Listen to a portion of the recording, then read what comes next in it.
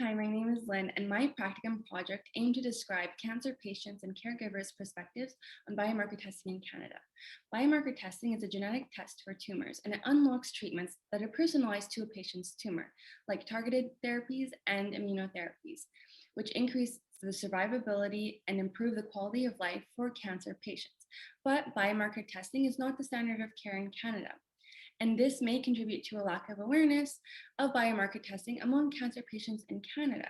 So Colorectal Cancer Canada developed a survey to understand cancer patients and caregivers' knowledge of, experience with, barriers to, and value of biomarker testing in Canada. The survey consisted of a sample of 128 respondents. 69.1% of respondents said that they were unaware that biomarkers can help determine the best treatment when they're diagnosed.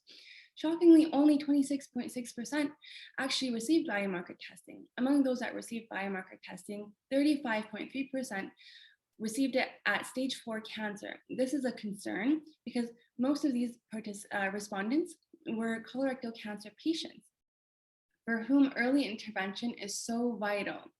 When asked to rate their experience with access to biomarker testing on a scale of 1 to 10, with 1 being very limited and 10 being very appropriate, there were a variety of ratings across the scale. This is a concern because access to biomarker testing should be equitable, but unfortunately it is not due to differences in provincial and territorial health care systems. But it's not all doom and gloom. A very motivating finding was that 9.1% and 15.2% of respondents received immunotherapy and targeted therapy, respectively, after they received biomarker testing, as opposed to 0% each before biomarker testing. Another motivating finding was that 60.7% of respondents said that it was very important for them to know their biomarker test results. Therefore, efforts to increase awareness of biomarker testing are important because they seem to unlock personalized treatments and seem to be highly valued by cancer patients in Canada.